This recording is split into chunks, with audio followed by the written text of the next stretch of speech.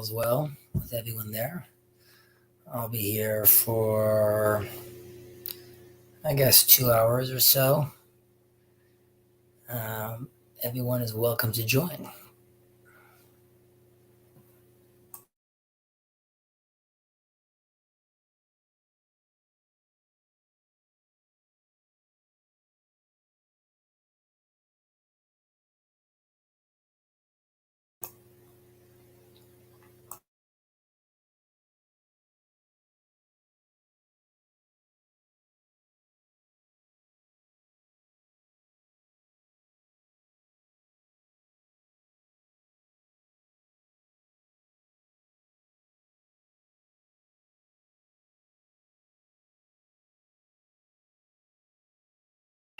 Obviously, if anyone has any questions, feel free to speak, express yourself, write in the chat.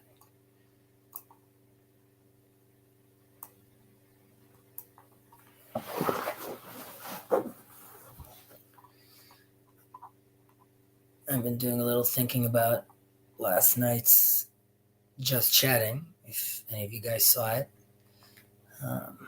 But I'll wait till some people are on, I guess, to discuss. But needless to say, I was not too pleased with how that went down.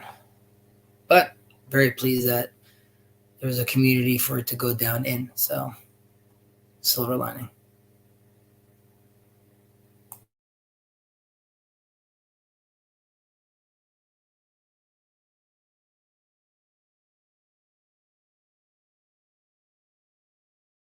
Let's see what Father Eric is asking here. Hey, Father Eric, was Adam present in the garden when Eve was speaking to the serpent?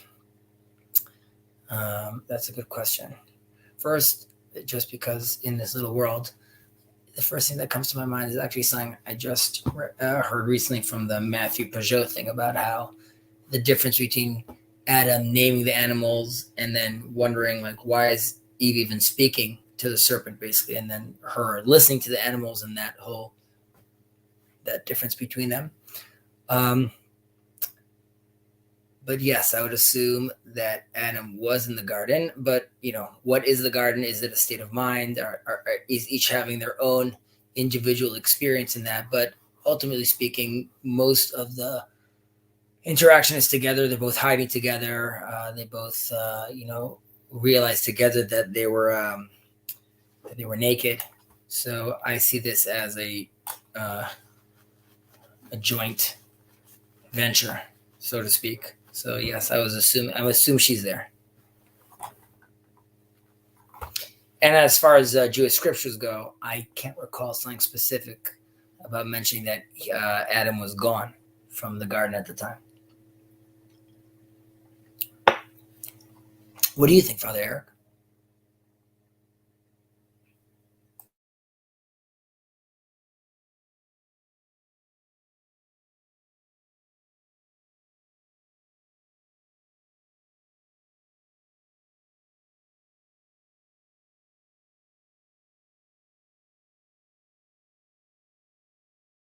Father Eric says the English translations are conflicted about it.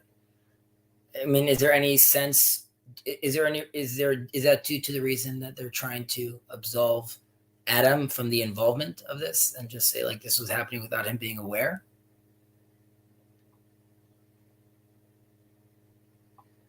Right. Others don't.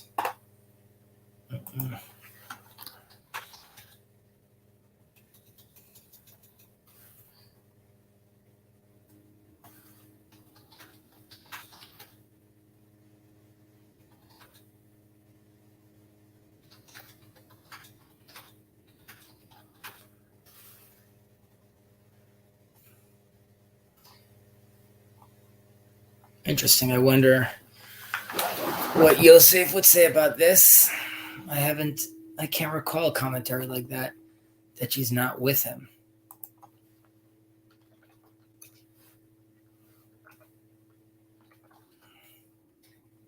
You're saying there's a translation in English where they're saying they're not together? Luke, what's up, dude? It's actually thinking about you too. Why don't you join?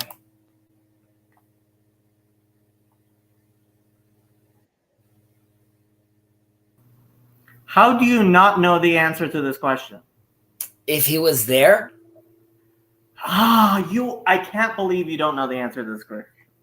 okay. First of all, I think what you mean is, hey, Chazi, what's Hi, going Chazi. on, dude?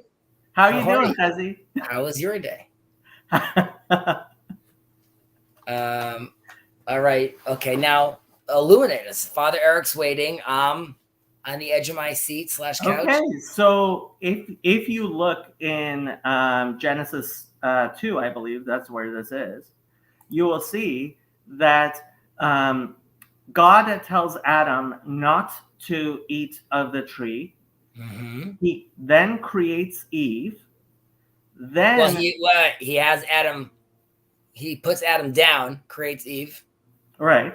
Then the serpent speaks to Eve and says, "Is it true you cannot eat of the tree?" And she says, what does she say, Chazi?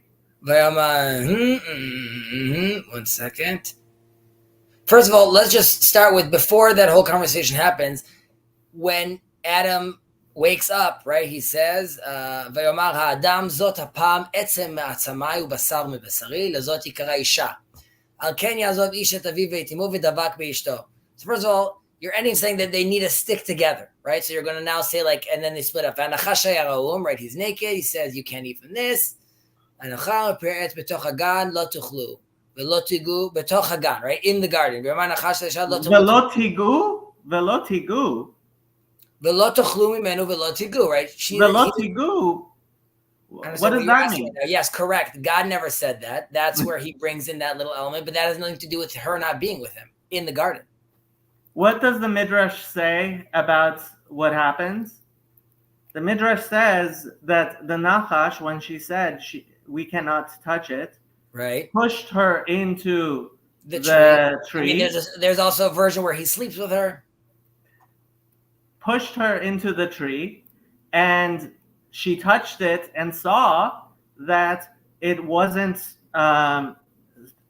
She didn't die, and that's right. how he tricked her, right? And the rabbis teach that's why when you make a fence on the Torah, you have to be very clear that it is in fact a fence. Well, all this is good, but how does this relate to Adam not being present in the garden with Eve? When the snake was speaking to her, if he was there while maybe he's chilling somewhere else, then he would have told her, "Hey, you know what, Eve? I added that part about touching. That wasn't from God." So where is Adam? He left the garden? No, he's in the garden. He's just not. He's not with the revolving sword. He's somewhere else in the garden. So he's in the garden. No. That wasn't his question. Of course, Adam he's present in the garden when Eve was speaking to the serpent. You mean was he present in the specific area she was? Yes. First of all, then if that was the question, then I misunderstood. Okay. So now I see where you're coming from, and thank you for taking the time to explain it to me, Jacob. So, as far as we're concerned, he was not with her at the time, hence she gets tricked. So yes, he's not with her. And you were right. And you were right. That part of the problem is that they weren't sticking together. Correct. All good, Father Eric. You just helped us, it was very clear. Chazi's English isn't very good. That's what it is. You're right. I'm sorry. Would you be open to discussing yesterday's Just Chatting? No. Why would I want to talk to you about yesterday's Just Chatting? All right, we could talk about other stuff. I'm joking. So to be honest with you, I don't know. It was like it was difficult for me to watch a little. I guess first off, I guess it's good that everyone takes it relatively in good spirits, but I don't know. It just felt like it was pretty aggressive at PVK, which I understand you're saying listen, flipping tables, Jesus, we got to get angry, the leader. But I feel some sort of sentiment toward of where he's coming from, which is, he doesn't know yet. And I guess I'm going to ask you, like, he's coming and saying he doesn't know what he's supposed to be doing yet in this sort of area, and he's sort of feeling around in the dark. Um, and I've mentioned this before, that I think us seeing, and by us I mean I include Jews as well, but seeing Paul as a certain authority, us seeing him sort of process Vervaeke, Jordan Peterson, Jonathan Majot together with the Bible is sort of, we see this authority taking this and sort of, transmitting it sort of to us, or giving it sort of a stamp of approval from religious perspective of like, this works together. And I think in a certain sense, that's in a certain case sort of the meaning we get to feel around. We're seeing like, okay, he's taking this, he's taking this, and seems to be coherent. Now, I don't know, I think that's like, it's still very much in its like early stage. And I would think that this is like, the just chatting is a development of the bridges of meaning discord, because like this is happening, which I think is like a little more interactive. However, I don't know, like all the question of like a hierarchy and people in charge, and in charge of what? Like right now, I don't know. It's like, it really, I was thinking about it sort of like a dream catcher, meaning catcher. You have people fumbling their way over here, and they're like, okay, what is this? I have questions. You guys have questions. So isn't this sort of at this stage, this mode, like, yes, it needs to go somewhere, but like maybe it's even too soon to ask where it needs to go. Does that make sense? So, Trezi, for you, this is a question of only a few years, apparently. Whereas I went 1 year, okay. I went to college to study political science, and my graduate degrees were supposed to be a Master's of Public Administration and a Juris Doctor, which is the law degree here in the United States. And my whole project, really since childhood, has been making order in the chaos that I saw, right? I am a refugee from the revolution in Iran in the United States, and I grew up here with an absolute love for being able to live in a country where things are so well regulated. Let me tell you a story about when we were kids. When we were in the car, my sister and I would see, here in the United States, would see a police car and we would get scared. Because guess what? Part of my formative experience as a child was when the police came, arrested my father, and we thought he would never get back. He was convicted of being a Zionist spy in Iran and served 6 months in jail. Okay? So when we were here in the United States, my sister and I, when we saw police cars, it frightened us. And I remember my father saying, "No, these cops are here to help us, right? And don't worry about the police; they're the good guys." And I remember when I was in college, standing on the front lawn of a Black man who was living in Beverly Hills, and he told me when he was a child, because he had come from much more humble beginnings than where he was living there at the time. We were on his front lawn as I was leaving, and the police passed by and waved to him, and he waved back. And he told me the idea that he is there in Beverly Hills in a very, very expensive house. And the police are waving to him, know his name, know who he is, right? That was a very different thing for him. And so for me, hierarchy and government and actually living in an environment that is not filled with the chaos that existed in Iran or exists even in certain places here in Los Angeles, and certainly exists in a lot of places in Israel, right? Is incredibly important to me. I'm just And writing what down I some saw, notes as you speak, so don't excuse me. what? I said I'm just writing down some notes as you speak. Okay. And so when Father Eric, you can always come on to StreamYard and come into the chat. You're an admin on this channel. Not sure we want to have a public chat, but like obviously you're always welcome, Father Eric. No, serious. Um, the and and so for me, this is not a project of a few years. This is a lifetime project, and I got involved in the Jordan Peterson whole thing partially because he understands the necessity of hierarchy, and he was talking about how our society is falling apart. So for me, again, Grim, you are a admin on this channel. You are always welcome. Can we just put the link though if people want to join? We could Sure, still. we can. I want high. Well, I guess this is part of the conversation, which is while I'm talking, you could post the link. But I guess one is I agree with you that the hierarchy is extremely important, but there's a time and place for that. And secondly,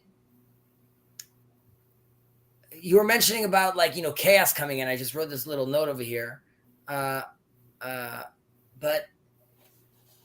it's sort of like again like the Jubilee and Shabbos, like where you have this, you could have chaos come in and have it within a certain structure of order, and having a channel like this at this stage at least is allowing a person's individual chaos, sort of when he was seeing this meaning fall, like in his meaning crisis, come into this space, this little corner, which allows him to have a framework for that chaos. Now, there's a lot of chaos still, as we see here.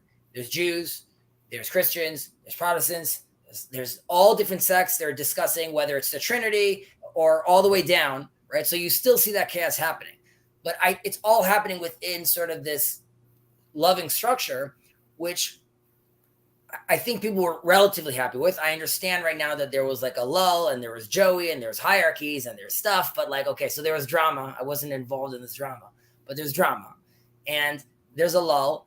Now, you mentioned that you were throwing out all these little seeds, which is great. Now, and perhaps those seeds are going on for already like 5 years already.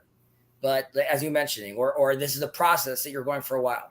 However, one of these seeds to get via like this vehicle has stuck seemingly, and there was some sort of like revival in this group, I guess, that now people are having this conversation. Now, I see some conversations about like it's too much thinky talky, and like it needs to be more practical. Now, I love Paul just did this series about like marriage, which I think is like phenomenal, which I think is like that's like very. There's a word in Hebrew called tachles. It's very on the ground, like facts on the ground.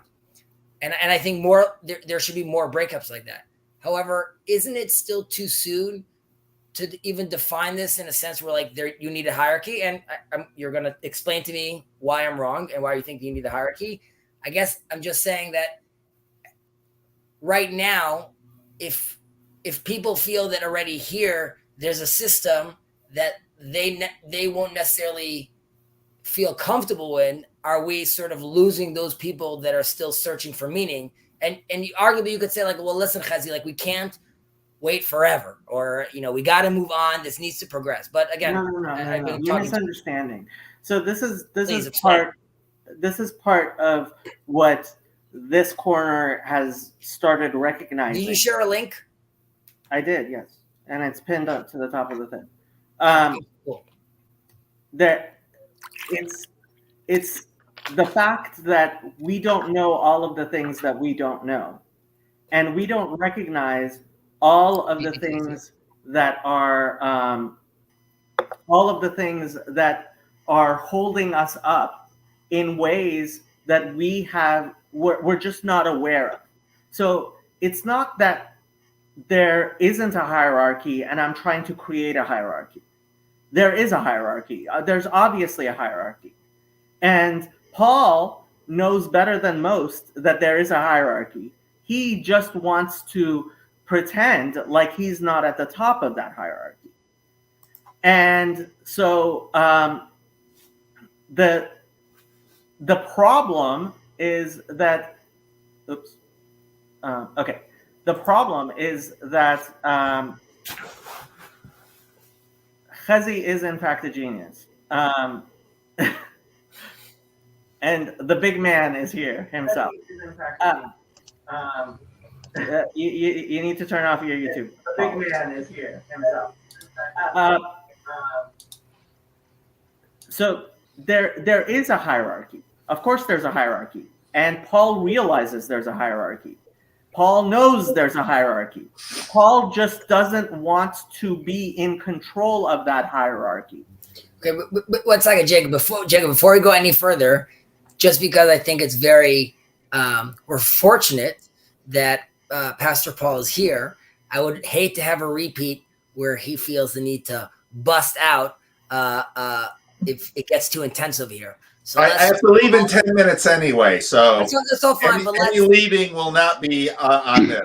Okay, so but Paul, if you're here, if you don't mind, I know that you discussed this yesterday, but I think it's important. And Jacob, I'm going to say something. I don't remember her name, but yesterday on the stream there was some woman. Kara. Okay. It seemed like she was like in this conversation. You'd be like, well, guess what, sister? It was the wrong time. But she was still very much looking to have like the classic, like let's flow all together conversation. And it was like, not now, sister. Like now we're talking about that was the first time I've ever met her, and she was not contributing to the conversation. And but she was Jacob, she was her participation by just observing this and enjoying this for her could have been life changing. Now, okay, let's not get too crazy. Maybe this. Look, yes, I realize the importance of the individual. Yes, the individual is really important. But guess what? I have bigger fish to fry. Okay. So 1 second before we jump to the bigger fish to fry. Okay, because I wanted to talk about this because again, perhaps I'm not understanding. I'm with you that there's bigger fish to fry, and I think all of us see that, that there's something coming, and we want to be prepared. However, is it time to fry those bigger fish like today? Yeah. Or could it be that that happens down the line? And no. One more second, and it's all yours. You were talking about 24 hours. We're on this site right now. People are talking. 20 people are watching. People are engaging. I look at this as like success. We won. It's happening. It's moving. Now, you could also say, great, Chazi, someone needs to keep on pushing. And if I'm no, Chazi, 20 people watching is small because Paul's channel gets hundreds of people. Paul should be able, if Paul was having just chatting streams, if Paul was leading this conversation like he should be, then there would be thousands of people who would be watching instead of hundreds. But before it could turn into not this little corner, but this medium-sized corner, this large corner, or maybe it's no longer a corner, right? So, but I guess Chazi, Paul is one of the small stars in this corner of the internet. Okay. Yeah. We had like almost a 4-hour conversation on BOM today, and Manuel and Mark participated. Cassidy was there. Luke was there. Jess P was there. And we talked about this just chatting. And one of the things I had a chance, and I shared with Manuel, like that last portion of the conversation, like I'm very sympathetic, Jacob, and that's what I shared with them to kind of what you guys are seeing. But the way it was coming across was very aggressive.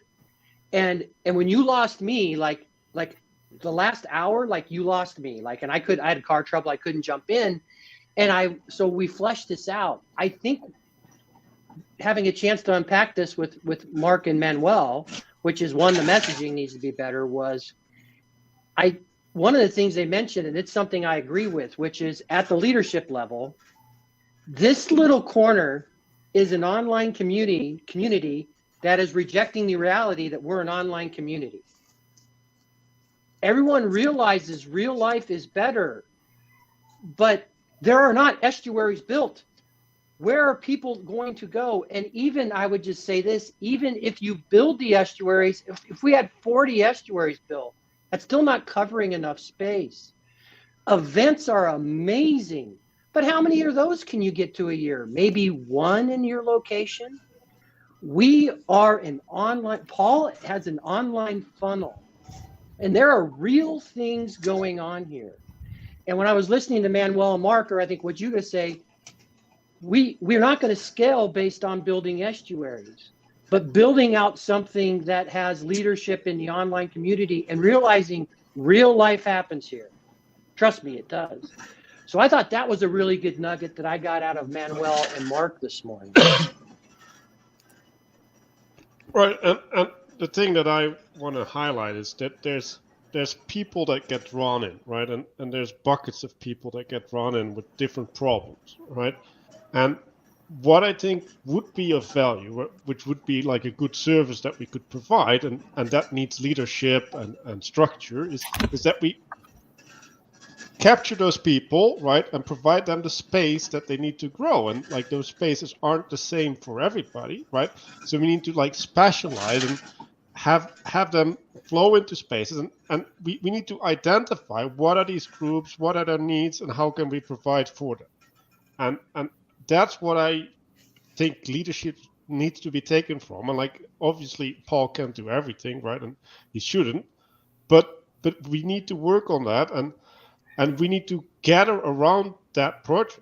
And I don't want to say you have to do it like this, you have to do it like that, but we have to figure out like what can we do, and what are the steps that we can provide people, and how can we provide them. Like that work needs to happen, and we have enough knowledge to do that. I know that we have.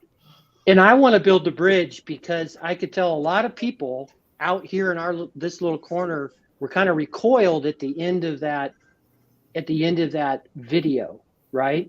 And one of the things which I agree, like Chad and I are trying to, and he talks about it, we quietly are screaming, instead of and I think this is a conversation, instead of a hierarchy with popes and bishops, in AA we have a primary purpose, think mission statement, you have a thing that you point towards, but then we build these traditions around it that are the things that keep the crazies from taking over. It does provide some structure, yet allows a lot of chaos to happen in those meeting rooms, but it keeps us from fracturing. And so this deep sense that you have for order, like I want to confirm that, Jacob, but I think the conversation, so I just wanted to bridge a little bit of a gap, because you guys are, so like the heart's in the right place, but the messaging was off. Look, Lance, no. Look, there is a fire here, and some things are going to have to burn. Jacob, can I just understand, and please feel free to rant away. Am I to understand correctly? And thank you for sharing the story about what happened with your father, which obviously is devastating. Do you feel that, given that your experience, when you look around you, you feel like a sense of urgency that, like, okay, so first of all, we obviously have to appreciate that you're coming from this place where you're like, you guys, okay, listen, look, there's a reason I made my video, the how civil wars start, and there's a reason why I built it around the PBS interview with the professor at UC San Diego. So this is not somebody on the right. This is an academic on the left who works for the CIA, who was on PBS, not on Fox News, talking about 2024 election being a civil war situation in the United States. But do you see, and I see a civil war in the United States at the 2024 election. Okay, but first of all, obviously that would be horrible. Do you feel though that this just chatting or this corner should be addressing that issue? For the past 6 years, Well, all I have I been just want to make sure doing, I understand correctly, because up until now, I this didn't channel exists. For 6 years, I have been involved in the Jordan Peterson community solely because I want to avert the coming civil war that might happen in 2024. 1 second. So there's no quote unquote religious background to this, which is like what's behind the meaning crisis. Like, are you looking at this just from a political lens? Okay, I started with a political lens and I realized that the problem is theological, and that's why I am addressing it theologically. But don't you feel, and rightfully so, so you're saying like, okay, guys, I've been as patient as I could be up until now, just playing around with the theological game, and I'm taking it seriously, but the clock's ticking. We just had the midterms. Elections are coming Hold up. on, no. Okay, these two, I am still playing the theological game. My Okay. Hebrew Bible study last night Right. was far more important to me than the Just Chatting stream, despite the fact that the Just Chatting stream got a lot more views. Are they separate though? Because like I'm talking No, right they now, are not separate. I want to connect back to the Bible study, basically, because I think that's where we're pulling our meaning from. And I wish Paul had gotten a chance to speak before he had to go. But look, I will stick to the theological if I need to, and if there's nobody better to do the theological, I will stick to the political if I need to, and there's nobody better to do the political. I will do whatever it takes and whatever I am competent to do. This is not about me. This is about what needs to be done being done, right? So, can I ask, Manuel, what do you? And I'm sorry if it's on the spot, but like, where do you see that in the same way? Are you seeing this as this, like, from this political vantage point as well? That like, this is what this conversation on Just Chatting, like we're No, on this train I don't heading use the nowhere. political frame, right? Like I see that there's a meaning crisis and that can get whatever expression, and like I'm not gonna refute Jacob's observation, right? Like that potential is definitely there, but for me, it's like this stuff has been percolating for a while, right? And it's like at a certain point, like there needs to be a flag planted and moved forward, and I feel like we've passed that point. Like we plant the flag and move. Okay, so And what does that like mean? I don't mean moving in a political way, but moving in the sense of, okay, we need to get a body, and the body needs to take action in the world. Wait, what? So we know this as individuals. I can wake up in the morning and take action. When you say this body, forget who's at the head or who the leaders are. What's the action this body's taking? And before you answer that, I would argue that currently, this right now is the new iteration of that body, right? So you can be like, okay, but this Just Chatting is not effective. It's not doing anything. So what it's is doing a lot. It's doing a lot. Okay. And see, this is the problem. This is the problem, again, that Paul has, right? He wants to know what the telos is. The telos is God. The telos is thy kingdom come. That is the telos. Thy kingdom come, right? I am trying to help create a confessing church, an actual body. And by confessing church, I am referring to the organization, a very specific organization which existed during World War II in Germany. Okay? That's what I'm referring to. I am trying to help create cohesion. And the reason I have been supporting Paul, and I was supporting Paul until we had to fire him because he's incompetent, is that this is a body coming together. And this body is not about Paul Vanderklay. It is not about What is it Jacob about? Federecci either. What is it about? It's about a community. It's about people who have actually come together. That's what it is. So Well, I would I hear argue. Mark. I hear community. Sorry, go ahead, Manuel. Yeah, well, I would argue that it's about lifting people up, right? So there's a lot of lost souls out there, right? And they stray in, right? Like that's what Jordan Peterson caught on to, right? Like, and you want to give those souls a place to rest and recover, right? And then from there go back out in the world, right? So you want to do two things, right? You want to do the on-ramping, right? And then digesting, right? So there needs to be a facilitation of the digesting, and this is the latest step, you do the off-ramping again. Right? Like how can we manifest things from what has been gathered here back into reality, right? And or the locality, that's a better word than reality, right? So and I think all of that needs structures, right? And it's like, okay, like we have this idea of AA, right? Like where there's this gathering and they have these principles, right? Like so that's a structure that you can use in the locality, right? And maybe you can also use parts of that online, right? And there's, well, the way I see it is like, what is this theology, right? Like Peugeot says the world is attention, right? So it provides people a way to attend to the world in new ways that aren't available to them, right? So we were talking about the political lens, right? Like almost everybody's in that stupid political lens, at least online, right? And their relationship with reality gets messed up because that's not a good lens for most problems, right? And so what you want to do is you want to give people the tools to engage from the right lens and with proper agency, seeing where they can affect things and where they shouldn't act and let things happen, and that's what's important, right? And then Lance was saying, well, yeah, like there's this turning the tables language which is triggering people. It's like, fair enough, right? But knowing where you stand, right, allows you to resist, right, to hold your ground and to take action, justified action. Let me just tweak what Manuel said, which I agree with 99%.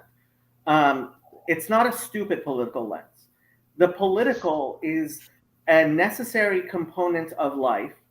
It is a necessary small component of life that needs to be confined to its proper location. And part of the problem we are having is that the political has become theological, and the theological has become I don't even know what to call what it has become. It's not that the theological is not there. The theological is there. It has become polluted with a lot of stupidity.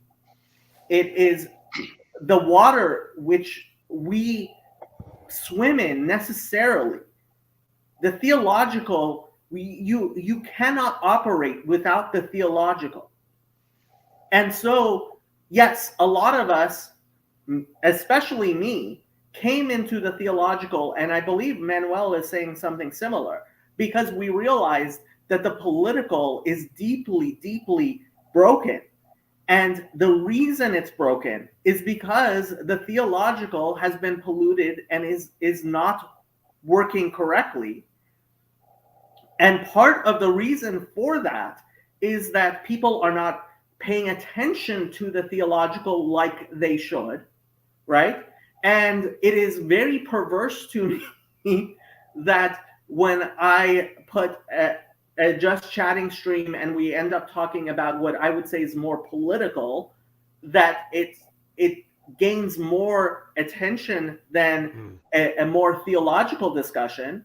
But that also is the way the world works, because most people are not capable of engaging the theological in a productive manner. They can only engage it in a receptive manner. And that's fine. Not everybody needs to be some Posek Hador, some great rabbi, some great Talmud Chacham. There is such a thing as Am Haaretz, the people of the land, right? And the vast majority of people are, in fact, going to be not the priests, but the congregation. And you need priests and you need a congregation, and that's the proper order of things. But part of the problem is this Protestant insistence on the priesthood of the people, that everybody should understand everything, that everybody should be involved, this egalitarianism, which... Who's asking for that, though? What? Who's It's asking that implicit. everyone... It's implicit. It's It's implicit implicit, in the Protestant theology. Protestant theology sucks partially because of this egalitarianism. And it goes back to Paul of Tarsus, and there is no Jew or Gentile, man or woman, free or slave in Christ Jesus. And this perverse insistence on not having hierarchy, which is Marxist, which is something that Protestantism has contributed very falsely to the world in which we live. And thank God we have a woman, because the shadow matriarchy has to fix it all. Jacob, so one of the things I want to share is I see the calamity and chaos in the impending situations that are coming. Like you and I, like when you talk, I see that. The question I would have for you, and I know why you came here, the question I would have for you is this the body? And I'm talking about PVK's, this little corner. I know what you're trying to accomplish. I don't think this is the body for that thing. That's because you're a Protestant. No, it's not. I'm an Orthodox, by the way. So anyway. No, you're not. That's the problem. So you can't. Here. No, Jacob, you can't tell me. You can't yes, tell I me. Can. You can, but you're wrong. And here's the situation, which is this little corner is not going to see and respond and do what you want. There are other places I know where people are forming this and doing this, and it's organized and everything else. But Kezi said something I think is really important. He talked about the dream catcher. This is how I view it. This is the place that is going to catch people as this calamity hits, where they're going to be able to come in, and particularly people without God are going to be able to come in and start doing some sense making and make some space about that to try and figure their way through this. There are other vehicles to do that. I just don't think you're not going to wake the people in this little corner up to this motion and have it be this body. Okay, Lance, the three of you on the bottom, and there's a reason why I put the three of you on the bottom, are all, no, listen, is all three of you are Eastern Orthodox converts from Protestantism, right? Because all three of you recognize that there's something wrong in the Protestant way of doing things. Jacob, 1 second. But before we get specific about Protestants, I want to, and I like the tone this whole conversation is happening in. I want to understand something that you and Manuel was saying, that I want to better understand what you said. We planted a flag. Because like right now, again, I see we're here. People have a meaning issue. They come here. They're discussing it. It's being processed. So all those, and I think you guys agree, are positive. And now, as far as off-ramping people, even though I think there's still a question of how we on-ramp people, but let's say off-ramping people, that would be, Manuel, you would say that would be like the next flag you put, but to get to off-ramping, we still have to create a body? Is that what you're saying? Like we won't be able to achieve off-ramping if we don't create a body? Yeah, like you should see it as a digestive system, right? But you should also see it as a colonization of a path, right? So if you can only proceed incrementally, like you can't make the whole path from scratch, right? Perfect. So wouldn't just chatting be that little incremental growth where? Yeah, but I've been chatting for 3 years now. Well, but I would argue, and I could be wrong, that this kind of conversation sort of, which is like taking a step back and looking at the bridge, like I see this as like a meta conversation about that first conversation. And again, I could be wrong. You'd be like, well, Chazi, I've been doing this for 2 years, and like it's time to move on to the next phase. Yeah, like that's basically where I'm at. Right. Okay, so Manuel and Hezi, Jacob, the next phase. look, Hezi, looks to be Hezi, like what? Hezi, Hezi. Look, yes, you are new here. Yes, you are in fact new here. And part of the problem is one of the reasons I left the Bridges of Meaning server is I don't want to do this over and over and over and over again. Right? I want this to be a process that matures. So, yes, it is quite possible that I could shut up and we could go back to you're not listening. I could shut up and we could go back to doing what we were doing before, or we can actually mature as a community into something that actually has a real hierarchy that matures, that has levels to it, and is able to move forward. And yes, lots of people are not going to like it and they're going to go away from it. Okay, but that is part of what happens when you create something more mature. Well, I think part of the problem before was that there was a hierarchy, and that hierarchy might have abused its power, which caused you to lose your shit. No. Yes, That's not what happened. That's what happened. That's exactly what happened. That was a Let's different. just talk about type it of hierarchy. in a general sense. So now that's different? How is that any different? Look, that was problem, appointed. Those were appointed people who. No, they were not appointed people. That's the problem. Paul did not appoint Dennis. It has nothing to do with Paul. Let's not talk about the past. Come on, Hezi. No, yes, we have to talk about the past. Sure, have at it. I'm just trying to understand from you. I agree with you. You know, you're saying that it's maturing. We need to move on. You know what? I'm with you. I apparently mistakenly thought that the just chatting was, let's say, a next stage. But as Manuel's saying, he's like, no, this is still what we've been doing. So what does next stage look like to you? And the answer could be like, we don't know, but we know it includes a body and a hierarchy. So the next stage means building that. Am I understanding correctly? You're saying like there's no building the next stage without the infrastructure. Look, you cannot. Human beings have a Dunbar number. We have a capacity to deal with only so many people at one time.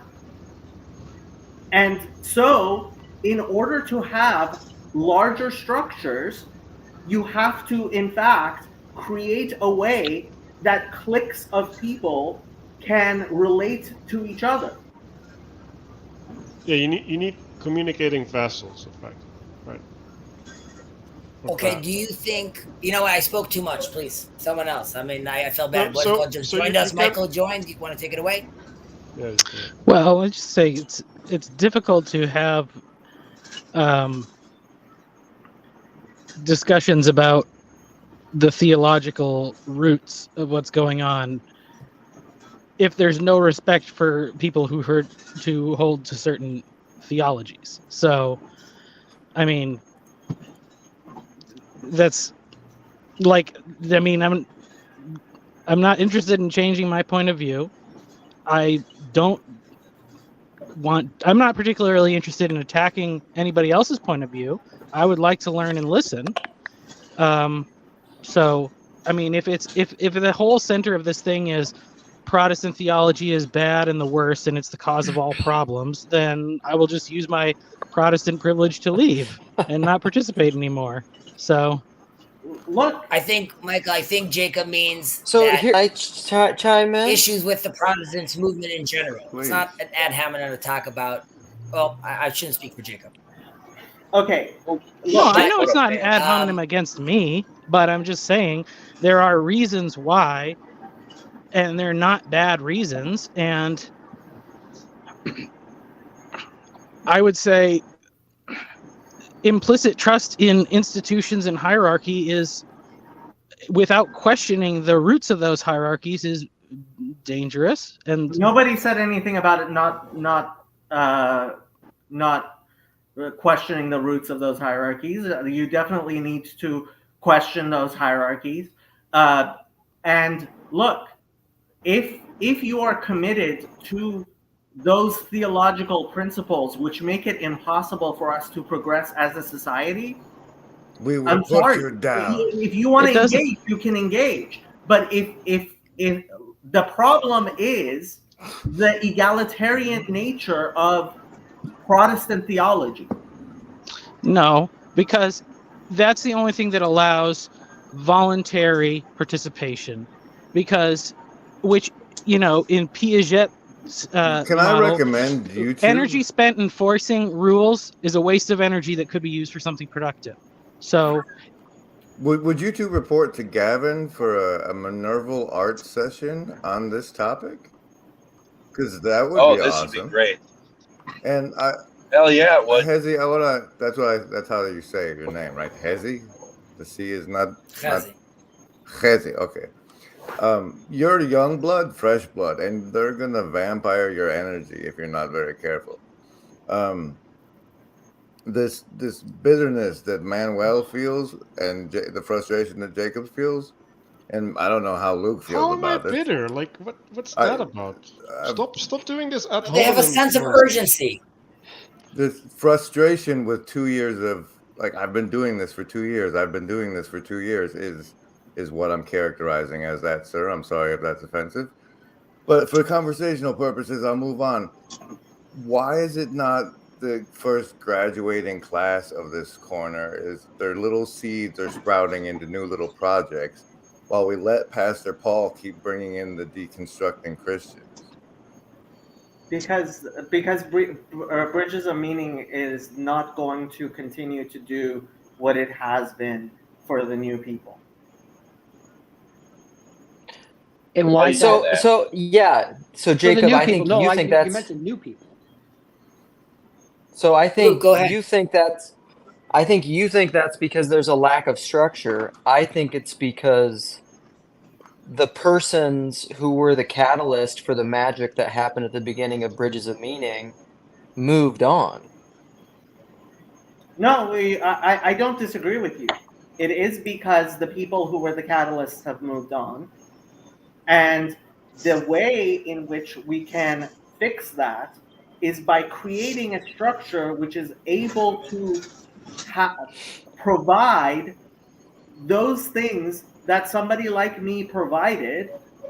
So this is why you create structures which have intergenerational capacity.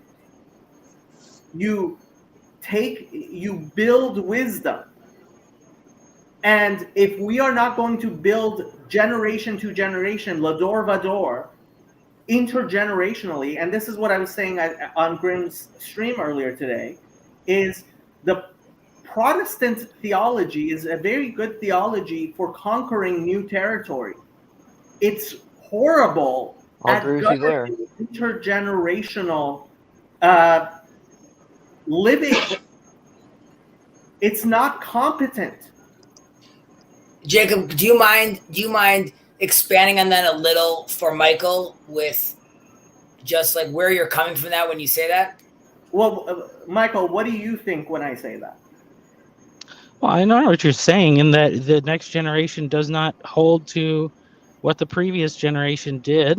I don't think that's always the case, but I mean, but I think that, you know, I believe in a conversionary form of Christianity. I mean, I can say this as somebody who basically was a Christian, like, from my birth, but even still, it's like, you know, there's this guy, George Barna, who takes statistics about churches, and there's a lot of different qualities. So we can say, like, the Catholic Church is the greatest institution in the world because it has 1 billion members, but it's also declined the fastest of any denomination in America. And when they ask people about many, their attendance is lower, their knowledge of the Bible is lower, their answers to, like, basic theological questions are lower. So it's like it's a structure that seems to have success in passing this on, but what it's actually passing on is not of much substance. And okay, I mean, So, Well, and look, I want to go there's back. no question. I would just say this about new people, right? Like the dream catcher thing. I love that how you said that, Hezi. But so people did much, like you guys have matured and you want to move on and start building things. That's great. I think it's a bit arrogant to think that there aren't amazingly magical people that might find their way now. It's not just the people that came in at one period of time. There are very interesting people Lance, that can come in. No, Lance. but there is. Lance, okay. You know what? What about the new people? What about the new those person? people, Lance? If those people are going to do it, let them do it. That's fine. Nobody's stopping them. What do you I do guess with new one people? second, Jacob. I think to understand. I want to make sure I understand you, Lance. What you're saying is, and Jacob, I understanding you that at this point, at this day and time, if someone new comes to Bridges of Meeting and let's say sees the shit show over there or whatever that's They're not left over there, they're not coming because no one's directing them there anymore. There's no place for new people to come and in. Jacob, you're saying, okay, then let them find the new thing we're building. No. So, Lance, there's a reason why Paul is no longer listing the Discord server. I heard that. Yeah. But that reason's gone. But that reason. No. That reason isn't gone. The reason is. Let's talk vaguely about stuff nobody can follow. Let's do that. So, guys, the new people, the Protestant, the new Protestants are welcome over at the Griswold Grimm channel. And the Friday Morning Nameless. And the Friday Morning Nameless. I want to go back to what Michael said. There are very valid criticisms of Catholic structure. Of course, there are. Obviously it's not Judaism. So, why in the Jesus name are we talking about Catholic structure at the moment? Right. What? Why are we talking about the structure of Catholicism right now? Because we're having a theological discussion. I told you guys he's using it as an illustration of how to build structure. The best structure I've ever seen to do this is actually 12-step program. They have the strongest structure for this type of thing. It handles all of the problems that you guys are talking about. You know, structure. You guys want to know structure? Whoa. I had an insight the other day, and I almost lost it, and I'm so glad it's back. You know, thanks to Karen, we've all been exposed to Michael Levin's work with the frog cell abominations, and that's what we are. We are a frog cell abomination. And we were supposed to be skins of the beast system, and we ended up here clumping together as this group of frog skin cells. And we're kind of swimming around like a horse and deciding what to do. I think, but there's still going to be... I'm actually trying to limit the number of people in the conversation. Go ahead. But there's still going to be Paul is pastoring who he's still pastoring, and that's going to stay the same. And that's Christians deconstructing and no reconstruct. He's watching Christianity crumble and processing that for people. That's his maven role. To expect him to lead any of these offshoots. I don't expect Paul. Okay, how many times do I have to do this? Every time. Okay. It's not about Paul anymore. So who's on top of your hierarchy if not Paul? The only candidates I have right now are Michael and Garth and Eamon. Why am I not a candidate? You're not a candidate. Well, I do want to say in Paul's defense, and this is something that I'm sure Hezi could understand, but as a father, it's very important to not act too quickly, and your desire to see things moving and for action to be taken and for the reins of leadership to be seized is kind of a womanish impulse, I would say. You know, it's the overprotective mother instinct, and I think that Paul knows very well that doing more may result in less. And I think that's a difficult lesson to learn, but I think that's why, that's kind of the answer to why God doesn't just save everybody with miracles all the time, But Doing that more just can depends on definitely. what you're doing. Like that's just a discussion of implementation, not of action. Like are you actually arguing that there's no course of action that we can take that's productive? Because that No, seems we like what can. you're I just saying. don't think we need to institute a hierarchy first because we don't know. Because well, how much time are we going to invest into a hierarchy, and then if everybody hates it and decides not to leave, then My, it was a waste You of have time. to go on no, faith. okay, Like Michael. Again, both you and Chezi, who are saying intelligent things, are very new to this community, Very new. and you're telling us, "Oh, it takes time." Yeah, you know why you think it takes time? Because you're new to this community. This community is not moving. That first of all, that's again from my perspective, that's totally fair. I can accept that, and I can also appreciate Manuel's point about like I've been doing this for 2 years. I guess. I've been doing this for 20 years. Well, I don't know what this means. What like because I don't know. Has there been a meaning crisis for 20 years that you've been like feeling a part of? Like I didn't feel like I was Yes. like okay, so that's fine. Your That's fair. FFB. Your FFB. How many times do I have to tell you this, Chezi? That's true. Okay, that's fine. Until he finds being told it's abusive and moves on to other relationships. Jacob, I guess the from my perspective again, the feeling just For is the peanut gallery, FFB is from birth, because Chezi was born into an Orthodox Jewish life, and he lives in a world where he thinks that's the background everybody got to live in, and some of us didn't. But Jacob, I mean, as having secular siblings, secular friends, secular partners at the time, I live in a world, I see people, I'm aware that people grow up differently. I try to move so much so that I'm having a conversation with people from a different faith. Okay. So I'm comfortable in that area. However, you're right that I'm new for this. I saw something very valuable. So my knee-jerk reaction was like, whoa. Now you could be like, Chezi, you don't even have a position to even say whoa. Just watch. And that's fine. And I also understand if I'm coming late into the game, you're saying at this point, Chezi, you're coming in at like, this is really falling apart and we really need a structure to keep this thing together. So let's say I grant you that, and you have to have a hierarchy and you have to have a structure. And even if you are correct about that, some people some voices need to be elevated. Okay. I don't know if you articulate that other voices need to be quieted or not, or I just think there's a more productive, and I'm thinking about this way to do that, which is we don't have to talk about them not talking. We could elevate, or you could elevate anyone you want without saying, but that doesn't mean you. Okay, let's articulate what productive means, right? Because what are we producing? What are we producing? Yeah. So productive would be someone that manages to unwrap someone, put them in well, let's say we'll call them, have them cradled and then off wrap them.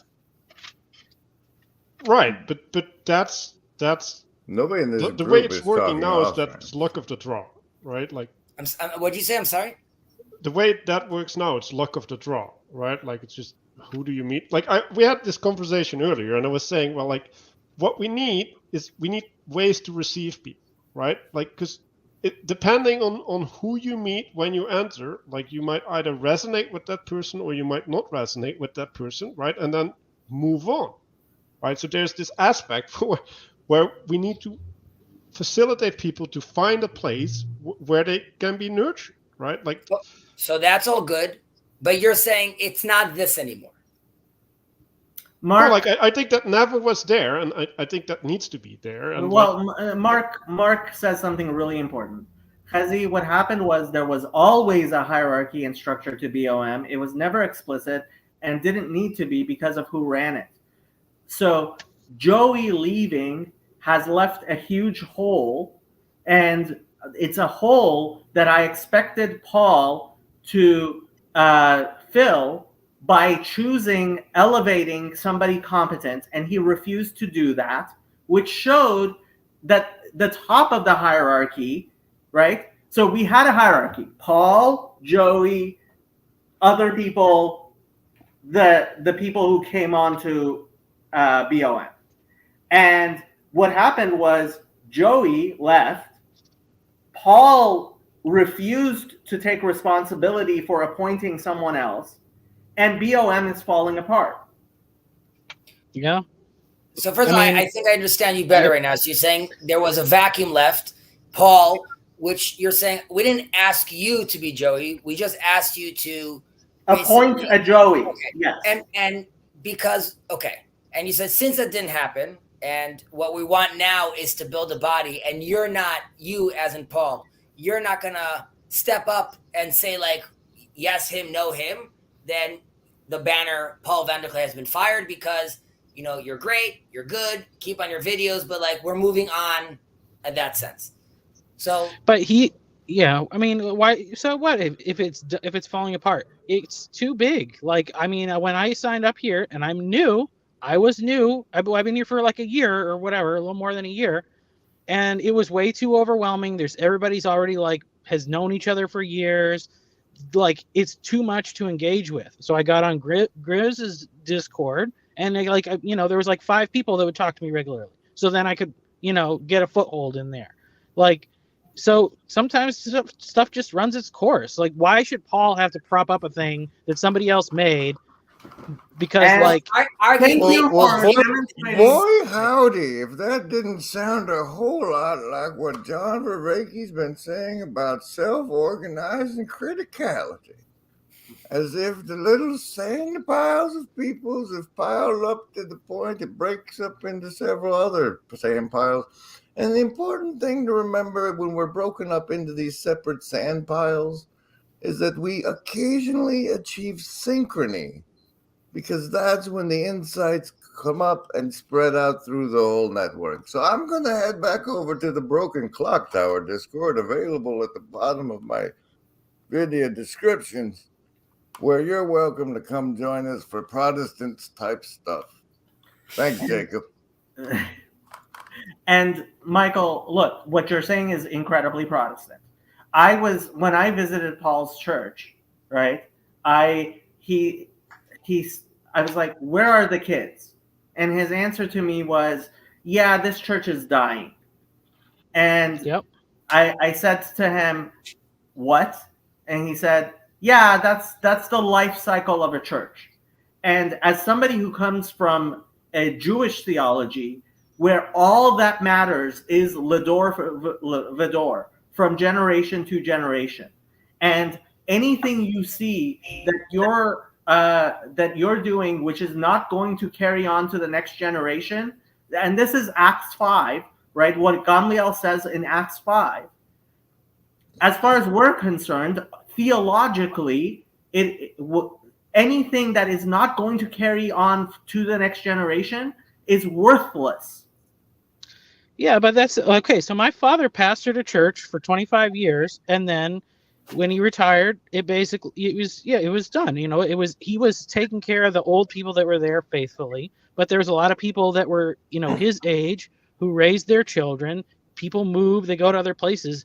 Sometimes have a life cycle. The problem with your model is that you must conform to the culture to engage with it. But Michael, there is, hold on, Michael, there is no perfect structure for all situations. Okay? Right. The problem is that we are no longer in a situation where Protestant theology is able to organize our society in a livable manner. Michael, I think just to be fair, I mean, like I hear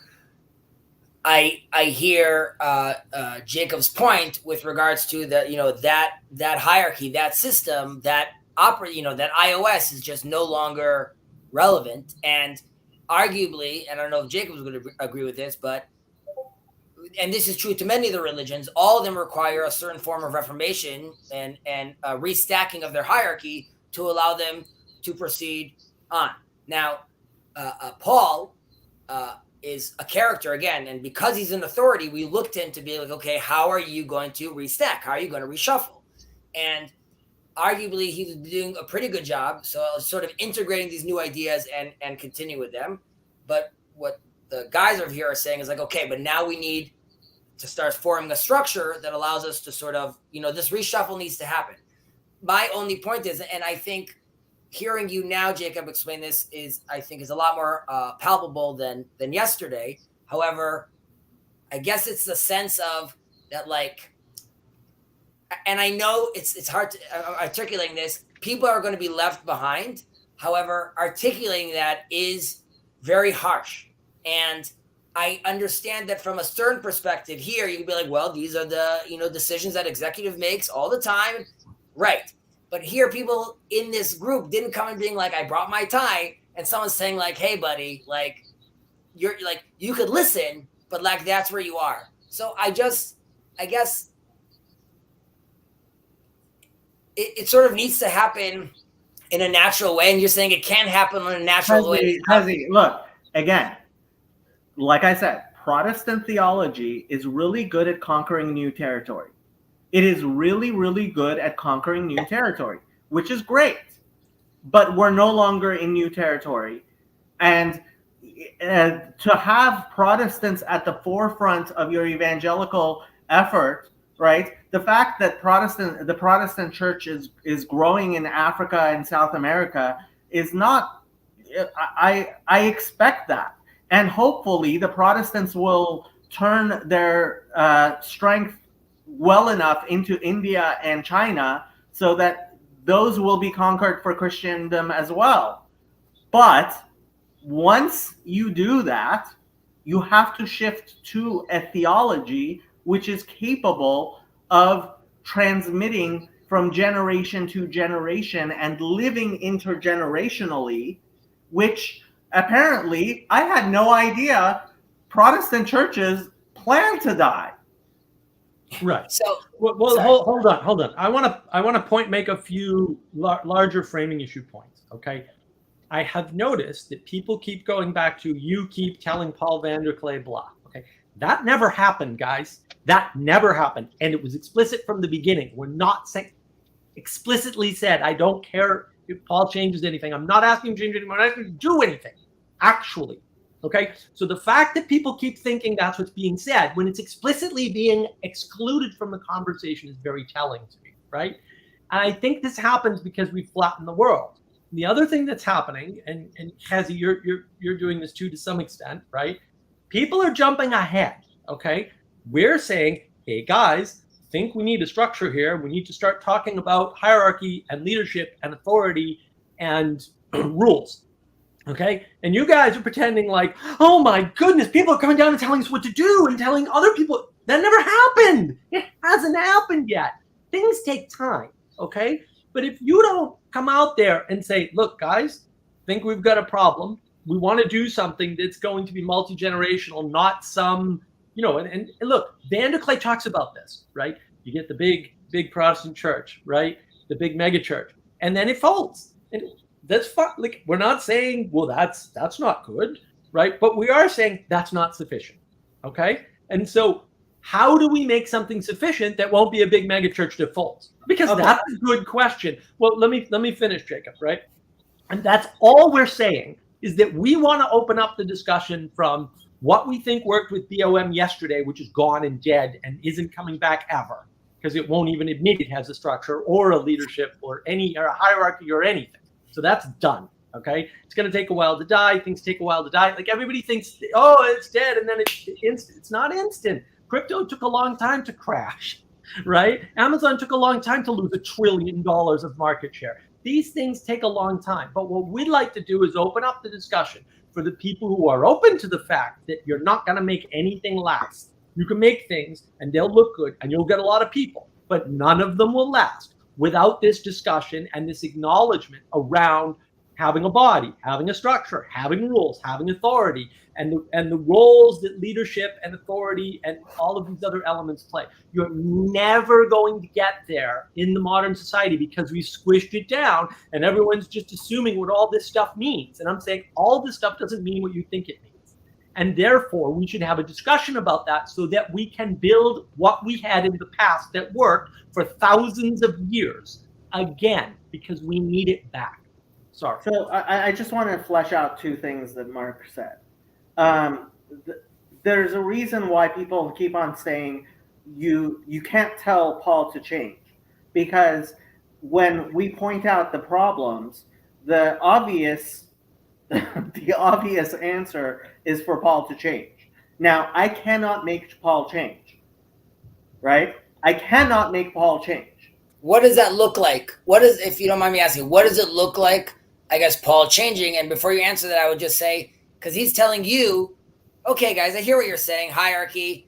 I don't know what I'm doing in this space yet. Now, Mark, you could be like, well, too bad. You have to know. You took this responsibility. Let me finish the other point. We'll Sorry, get back. go ahead. Sorry.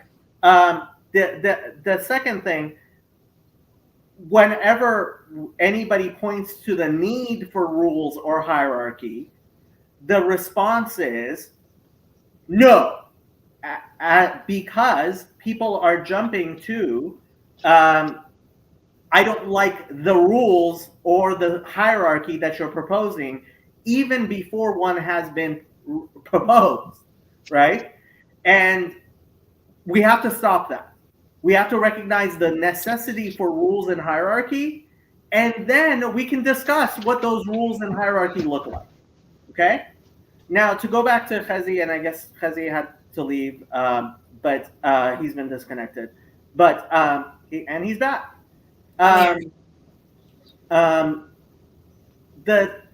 What does Paul leading look like? It would require Paul to recognize that he actually does have a church. And Paul, right now, when I talk to him about stuff like this, he's like, no, that's what I do with my church. This is something different. Okay? And he believes that he's doing something different. Now, I figured because he has experience with church, he was running this, it seemed very well. I didn't realize how key Joey was, right? So over the past 2 months, if anything, I have been like, oh my God, if only we could have Joey again, right? But it's the same thing. We cannot depend on individual rock stars. We cannot depend on individual rock stars. We need a situation where, if God forbid, Paul were to have a heart attack tomorrow, it would continue. And that's not what we are set up as, and we need to set it up. Go ahead.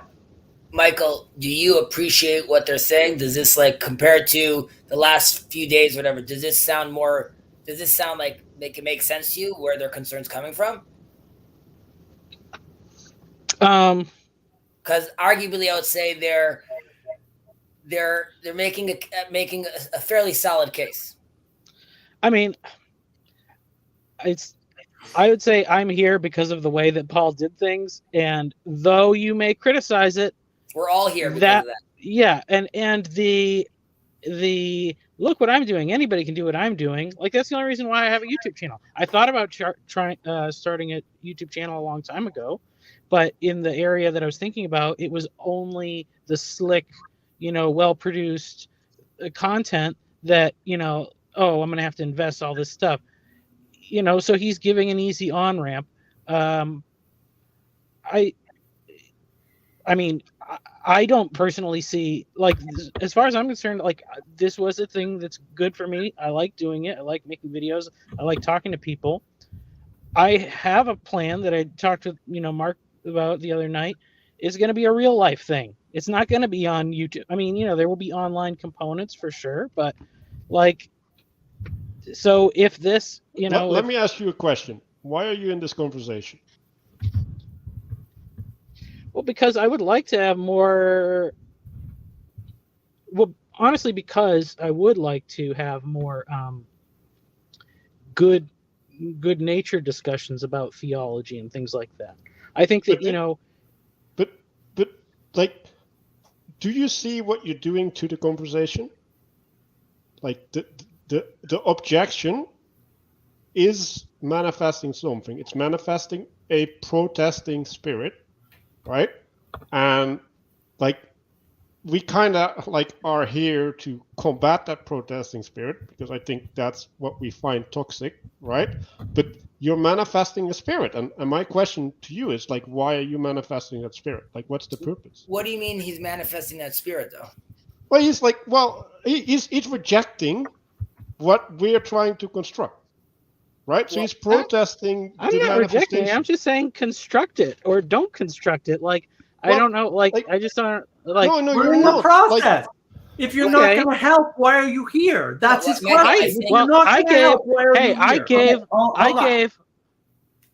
One I thing. gave. There are 3 candidates I have for position of Paul Vanderklay. They are Eamon Wilson, Catherine's husband, Michael Sartori, and Garth Natwick. Is that because of the beard, though? The Yes. beard kind of does it. You have to you look. The fact is that if we are going to have somebody leading us out of Egypt, it is going to have to be a Protestant. I don't know about that. But Michael, I guess. does he want the job is the I question. understand what So far, he Michael is doesn't saying seem to is want to that- have an involvement. If you want the job, you can't have the job. That's part of the problem. I don't think I Michael don't. I definitely don't. still wants the And nor job. do I have time for that. But But Manuel, I just to be fair, you're saying, arguably, Michael's saying, I'm not coming out against this. I'm just asking to understand, or I'll speak for myself. I agree with you that what you guys have very valid points. My only, I guess, reservation would be how one goes about it, right? Because you could go about it sort of Yeah, but chopping heads, and you could go that about it. reservation isn't valid until there's something proposed. Like, Look, So, okay. first of all, Look. agreed. However, and Jacob, this is coming out with love. What I know, the things I understood that were proposed are like, there's some people that are not going to be, and there's some like that. What I heard, so I'm saying that's what I hear. that's not proposed. proposed. That's a law. That's Just look. Okay. It's more truth than you're willing to handle. It's the maror. I'm But handling it. My question is that a conversation? And this is also true. right now, what we have is all maror and no matzah. Well, 1 second, Jacob. There's conversations that people have, okay, in closed doors. The question is it beneficial to discuss that in front of everyone? Yes. Well, Okay. that's the whole point. The whole problem with BOM is that they've had for a while a bunch of backdoor plans going on, and they're pretending like there's no structure and there's no plans, and that's a lie. It's a flat out lie. Okay, I validated more of it this morning. There's a bunch of talks that have been going on this whole time. The community knows nothing about, right? We're And crushing that's idols here. well, and that caused a bunch of problems, like Joey leaving, for example, in my opinion. I don't know if that's true, although I have information that maybe not everyone's privy to, right? There were problems that were caused, for sure. And not just with Joey, with a bunch of people. And they don't even know necessarily that those decisions were made behind closed doors without the community's knowledge. And so I'm not going to repeat that mistake for sure. So I don't believe in that whole idea. I believe that people can cooperate better in a body, in a structure, with rules when they're involved in the process of creating them. And which is that what everyone's saying is that they want transparency. And then they're complaining about the things that non-transparency causes. And now you're saying, well, maybe we shouldn't be doing this transparently. And I'm like, well, no, I don't think so. I think the evidence points in the opposite direction. I'm talking, it could be misplaced. I'm talking as, let's say, a parent. And Jacob was saying, there's the superstars and, there's like the Am Haaretz, the people of the land. Okay, so the people of the land, and I know this sounds very condescending, like if you, obviously you could be transparent, but even that revelation could happen at levels. So there could be a discussion like this where people are trying to build the next stuff. And like, Jacob, you have your rules, and then you have like, these are my guidelines. and it's sort of presented to people in front of them. But I don't know. I guess I'm not, and maybe I'm wrong. My tactic would be not necessarily to expose everything all the way immediately, because it's just too bright or too intimidating. No, that's fair. That's fair. But I'd rather that everybody understood things that happen. Like the spirit of BOM has changed. Okay. And I don't think it's ever coming back. I don't think it can be corrected as long as people aren't admitting that there's a hierarchy and a structure there. And they want to think that it's some floaty thing that's going to last floaty and perfect forever. I don't think that that's right. And so I think it's worth calling out. Okay. And I think sort of, again, part of the mistake is everyone's jumping to the end of a story that hasn't been written and saying, we don't like that story. It hasn't been written. Like, give it some time, right? Like, let us write it first and then object to the damn thing. Let me read it hopefully too. Let me give an architectural metaphor, right? There are load-bearing walls, which you don't recognize are load-bearing walls because you need the wall there anyway, right? And those are the best load-bearing walls. And then there are load-bearing walls that are there, and you are constantly bumping into them, and you want them to go away, right? Because they're in your way, right? And hierarchy within human society, when it's dressed up nicely, appears like it's not there. This is what Luke, for example, was saying. He's like, oh, you know, the bishop doesn't actually need to wear special clothes in order to be the bishop. And it's like, you just joined an Eastern Orthodox church where, you know, and there's a lot of people who are like, I'm seeing structure, and so the structure must be the problem. The problem is that the structure has been revealed, and we're talking about the structure because there's a problem with the structure. And yes, hopefully we will be able to create some form of structure where it will no longer be in our way. We will no longer need to talk about it. The best refs in any game are those, if you're talking about the refs, there's a problem with the refs. Michael, what do you think? Yeah. Well, I mean, I think that's fine. I guess just maybe we just need to start with what's the most basic rule or the most fundamental thing where we can have the most agreement. I did come up with a solution yesterday. You know, I put it out there real quick. If picking the name is the hard part, I think a name is not that important. I think if it's weird, that's better, because then people will say, what is that? That's what I said on Grizz's stream. It's like picking a name for a band, but no, in order for people to identify things, a name is actually, if we could come up with a name that people will like, and this little corner TLC is kind of happening, and if it happens, it happens. I don't care what the name is.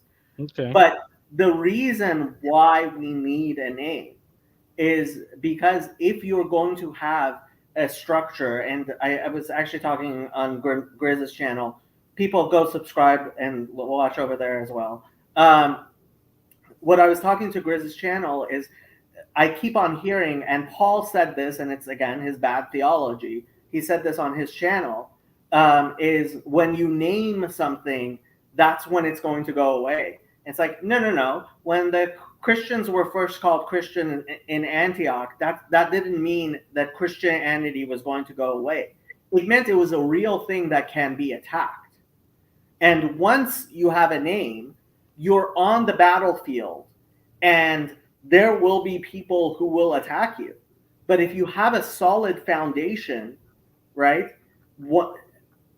planting your flag, like Manuel keeps on calling it, so that other people can rally towards it, is how you start crystallizing that structure. and we are in, and I keep on saying this, we are in a super saturated solution. People are looking for structure. And if we can figure out the structure, it will crystallize. Go ahead. So you're saying in this current flag post, where everyone for the last X years have been getting together, at this point, it's, you know, tearing at the seams because like it no longer could contain this amount of people or whatever this structure, and it needs to evolve? Well, okay. So what I have seen many, many times over the past 20 years, this is not my first rodeo, is I see bubbles form and they get big enough and they burst. And I keep on asking myself, why don't these grow into the structures like we see, which are important structures, right? And there are important structures in our society. And I see no problem with the actual bubbles. These seeds could be growing to make great things happen. There are saboteurs out there, and this is a whole other level that is going to confuse this discussion.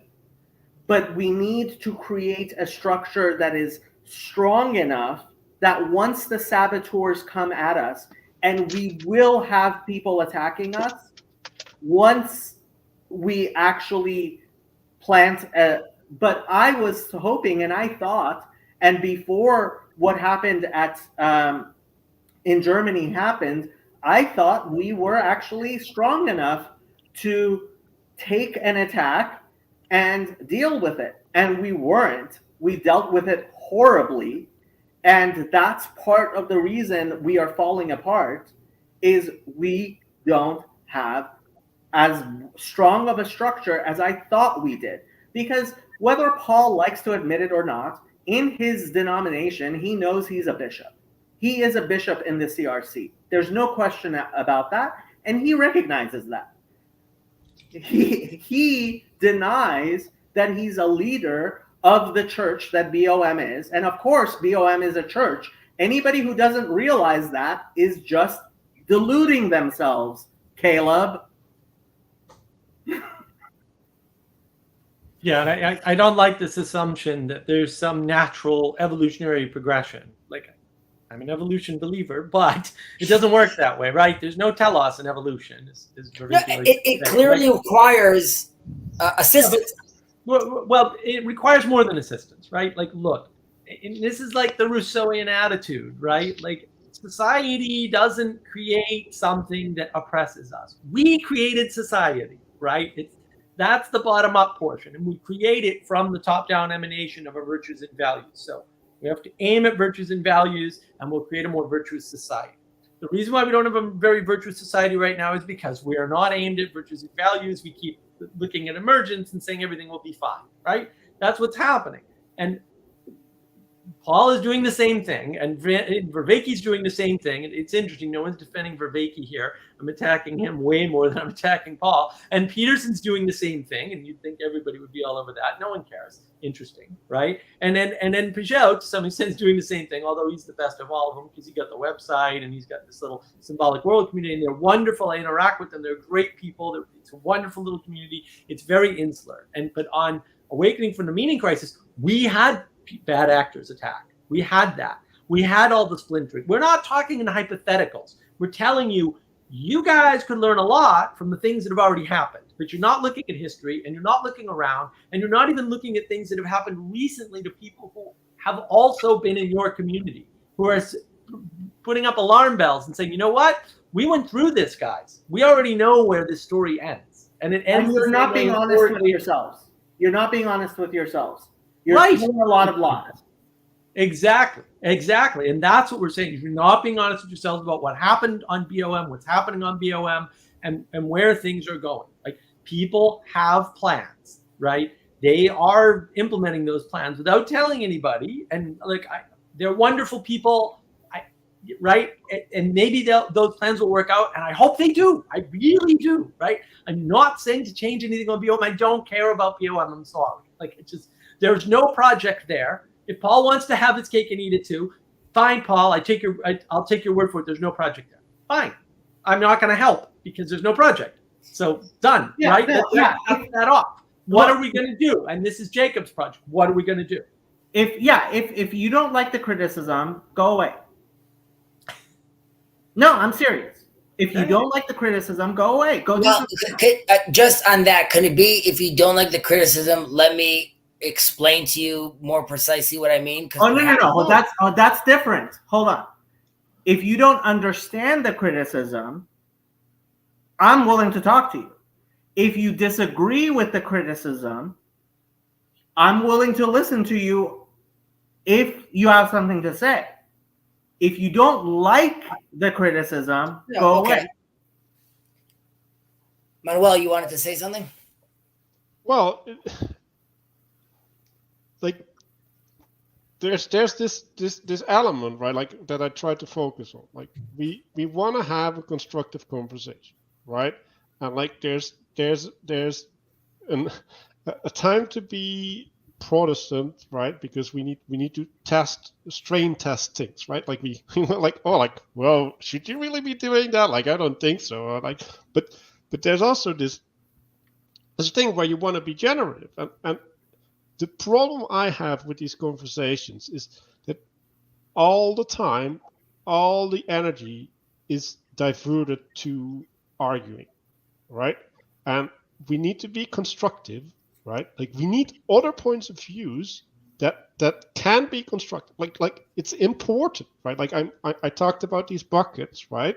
Like there's people with different experiences, different participation, and they need to be facilitated, right? And not like I can't see all of them, right? So like I need other people to provide their relevant contribution. Like that's important, and we need to have that conversation. We don't need the conversation about things could go wrong. It's like, no, let's do the things, and if things go wrong, we fix them. Like that's the way you do things. Okay, what I guess then, because I was thinking about this before I did this just chatting, which is I agree with you completely. Like, why are we wasting time with these conversations when we could be actually trying to progress, basically? So doesn't that need, though, and I've heard this before, like, not liking that it's topics, liking that it's just like a flowy conversation, don't you then need more structure? You would have to have that's what I'm calling for. Like that's what I see leadership as at this moment, right? Like leadership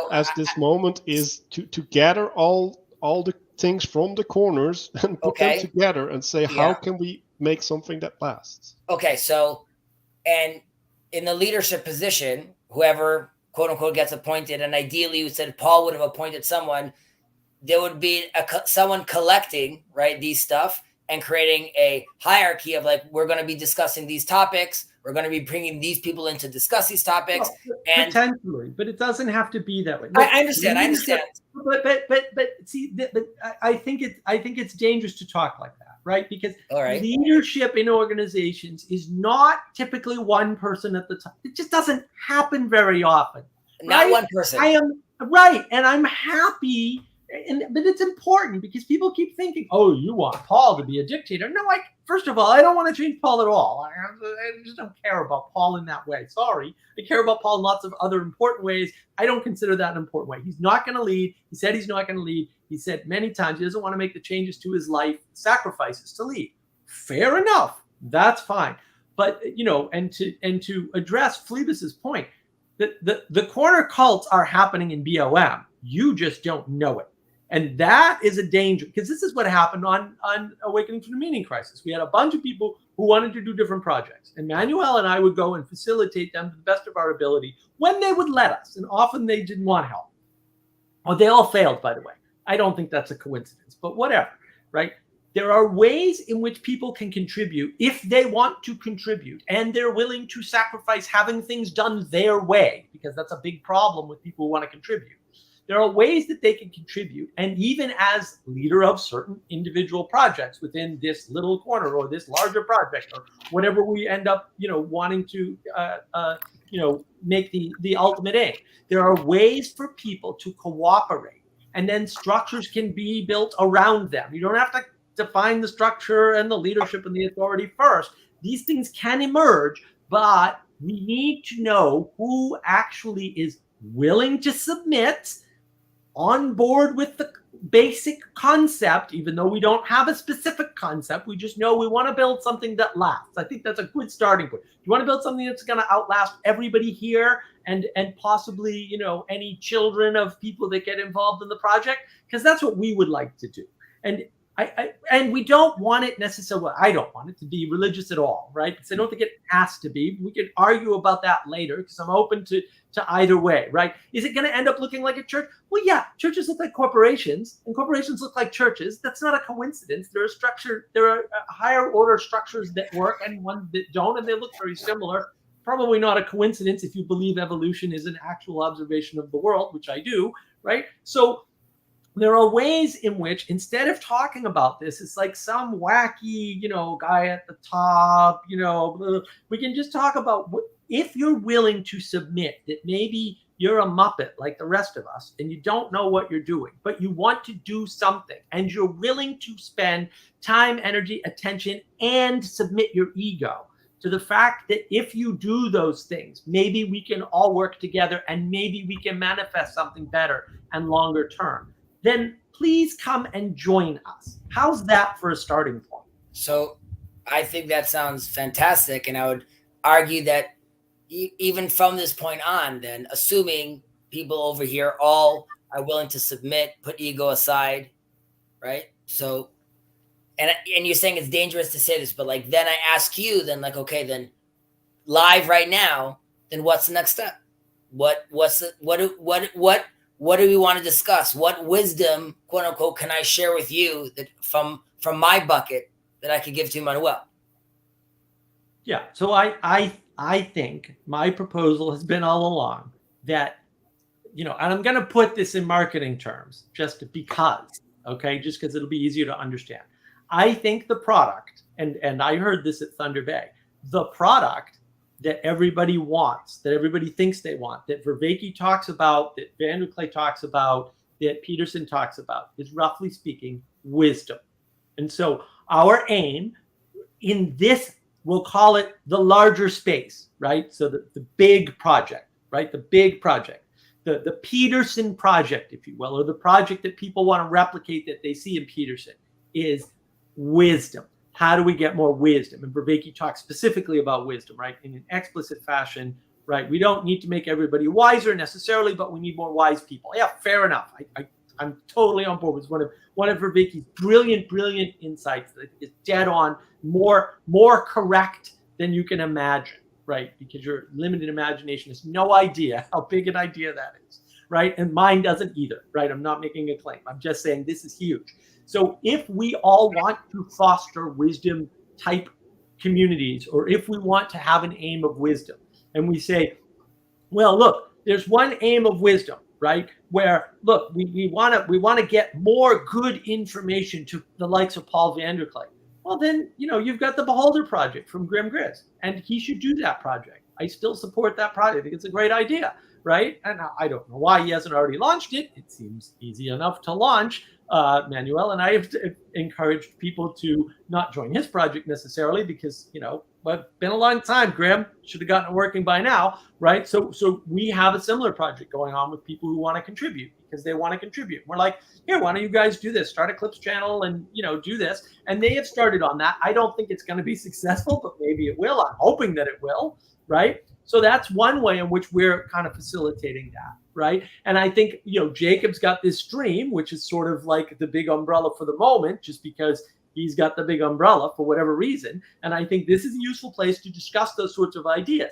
And to Michael's point, I heard Michael's idea and I thought, well, that's probably the best, freshest idea I've heard in education ever. I think it's a fantastic idea. I think you should do that tomorrow.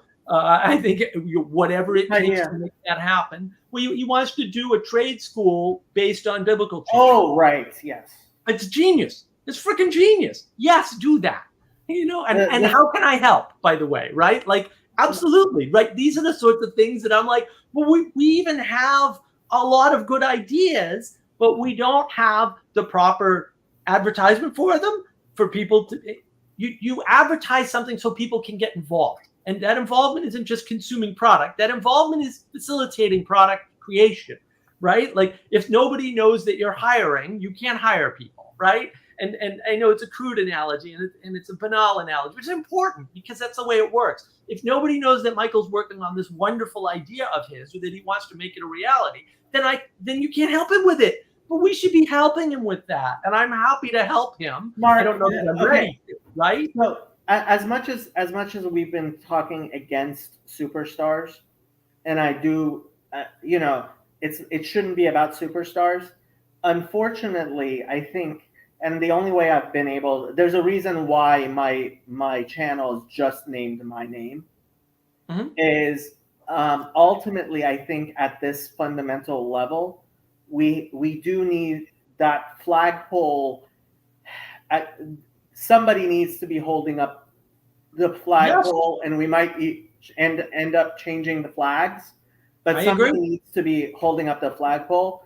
And I will reiterate, my three candidates are Michael, Garth, and Eamon. Well, and Jacob, I don't even want to limit it like that. I want to say, look, if Michael's got a project, right, we can facilitate from the sort of BOM ethos, because I was a big believer in BOM before it got completely corrupted, right? Like I was a big believer in Joey's original vision. Like I think he was right. Like we can act as a nexus point, as a rallying point, as that flagpole for people to spin off onto projects that suit them, provided they're willing to work on the projects, right? And a lot of people assume, and this is one of the problems that happened on Awakening server, right? A lot of people assumed that because people were there, that they were good faith actors who wanted to cooperate and submit, okay? And we had people who didn't want to do that and who deliberately sabotaged projects left, right, and center. And in some cases, they left and sent people in to destroy projects remotely. Like this happened, okay? And and we didn't have the structure because we didn't have the leadership, because Vervaeke to this day refuses to lead that, even though he's creating a space for cults all over the place.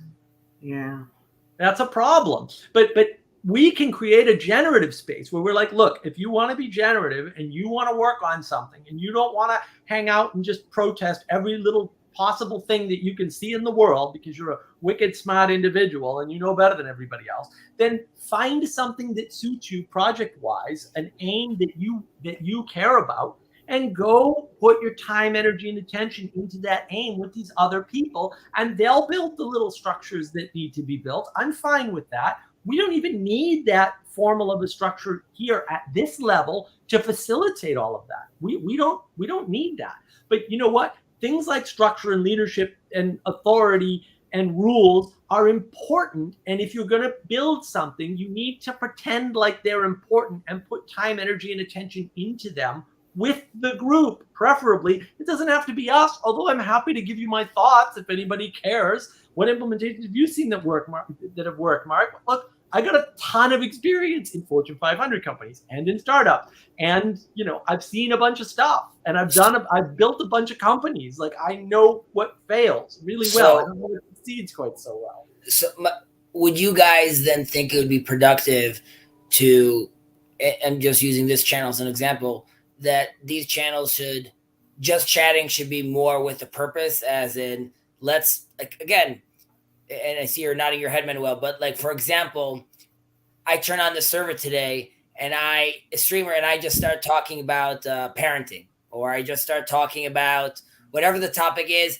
And then, and I guess this is where, Jacob, you would say, like, we have to hear certain voices, right? Because let's say there's a great conversation happening about parenting and there's a flow.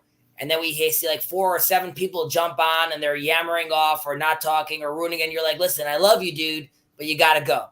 Right. So I guess the person in my eyes that would have to be like, you got to go. It needs to be someone, let's say, and I don't know who this person is. Someone. No, I think you need to invert it, right? You need to let people in one by one. Like you don't kick people out. You just don't let them in until you want them in. And you may have to kick people out, and that's okay because it's your stream. And I think the role of something like this is to say, hey, I see a thing and I want to talk about it with other people, because the distributed cognition that Vervaeke talks about is super important. And that's Paul's project. Paul's project is, like consciousness Congress, and right, he's just talking about distributed cognition, and that role is important. And it's like, what, I see this problem in parenting, and I want other parents to discuss this problem with. And it's like, yeah, well, that's good. And then maybe together we go, you know what? We could start the parenting network, right? And it's all about the wisdom of parenting. So we're still under the wisdom umbrella, right? And then it's like, and maybe that takes a while to develop, 6 months, 2 years, I don't know, 3 weeks, I have no idea, right? And it's going to be different every time, right? I'm not trying to enforce rule set on that, right? This can be the generative space for those other things that will be built to be generative. Okay, so I think this is really important. We right now have been dealing with a lot of dialogos, and dialogos is good for what it does, which is help produce wisdom. It does not, dialogos is not how you distribute wisdom, right? And there's a lot of people who want to reinvent the wheel over and over again. And let's have more dialogos. And it's like, okay, I've had lots of dialogos, and I enjoy dialogos, but at some point, there's wisdom here, and I want to be involved in dissemination of dialogos, not of dialogos, of wisdom, right? Yeah. And these are two very different things. Right. Conversation is not the answer, and it's not going to solve the problem, because you have to, to Stephen's excellent point, you have to implement, you have to do things in the world, and that is dangerous, and it requires a sacrifice, and it can hurt you, and it will. I guess, and this might sound naive, but I'm speaking to Jacob, and I'm speaking to all of you. In our tradition, there's a lot of embodied wisdom via the 613 commandments that we walk around doing. So, like, I personally, have a system which is constantly taking these things. Now, I would assume that in Christianity also, some of you guys have some of these things already embodied in how you guys act around the world. They call it catechesis. So thank you. Okay, catechesis. Okay, so wouldn't I don't think it makes sense for me to go be like, guys, these are things I say to remind, when I put on, my phylacteries, right, there's a whole wisdom over there, but that's not relevant, obviously, to everyone. So now it's also that's why the dialogos is important, because what from, let's say, the theological, are you then trying to package sort of into wisdom? Does that make sense? And then have someone, sorry, go ahead, Manuel. Yeah, so this is a point I tried to raise earlier, right? Like, so what Paul is doing is he's scouring the internet, and then he's trying to frame what he's seeing, right? And so frames are 4 types of relationship, right? So when we're having a conversation, right, like, I think it's important to keep in mind what affordances do we create with what we're talking about, right? And so there's productive ways to talk about things, right, that can lead to action, and there's unproductive ways to talk about things, right? And like, I think that's one of the things that I'd like to see in a structure is like get people to resonate on these frequencies, right? Because like in some sense you could better look at them as spirits, right? And you can say, well, I have this structure in my mind that allows me to attune to the right spirit, right? And it's like amazing, and you probably worked really hard for that, right? But a lot of people aren't there, and even if they would work really hard, like, it would take years, right? So they need the intermediary step, and they also need to taste that possibility, right? Like, they need to gain eyes to see that is an option for them, because I think a lot of people don't even have the eyes to see that is a thing that can happen in the world. And so what I do, for example, in on my YouTube channel is I have conversations with people, and I try to highlight the relationship to ideals, and that highlighting of relationship to ideals is not to make them have those ideals, right? But to point at it, right? To generate awareness of certain ways of being, right? And I have no illusions about that people are going to integrate that stuff, right? But the exposure over time is the thing that will allow integration to happen. And since I'm plugging anyway, it's agapic orientation. You should definitely check it out. I mean, to a certain extent, what I feel at least that in some of these, let's say, theological conversations that happen, not less focused about like what are we doing on this little corner of the internet, when I'm hearing different perspectives of how people are understanding these scriptures and these and its wisdom. So those are tools I'm learning from, right? I understand from that, and I could use that with how the framing, how I look at things. So I find those conversations obviously very beneficial. I agree that there needs to be a more practical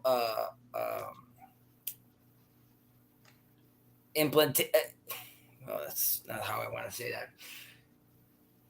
You're saying on your channel, people come in and you're highlighting, this ideals for them, and that even if they're not embodying them necessarily, you understand that they're being exposed to those things, and like what they're gaining. Well, no, I think you necessarily embody ideals, right? And like making them explicit changes your relationship to them, right?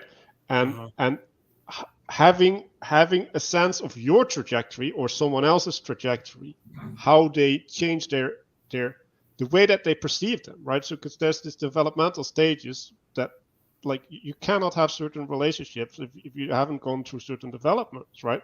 So and then those developments often manifest in a paradox, right? Like you have two aspects that come together and then they don't work, and then you shift your perspective, and now you can integrate both into a bigger perspective, right?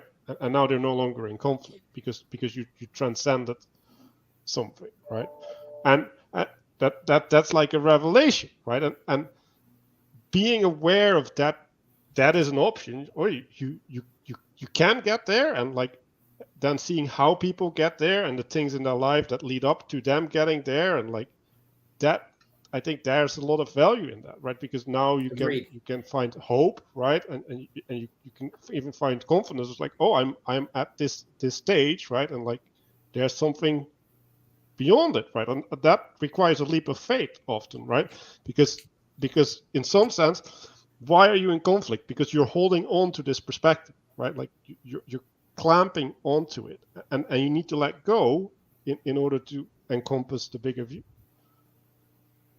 You guys can keep on talking. I need to go do stuff.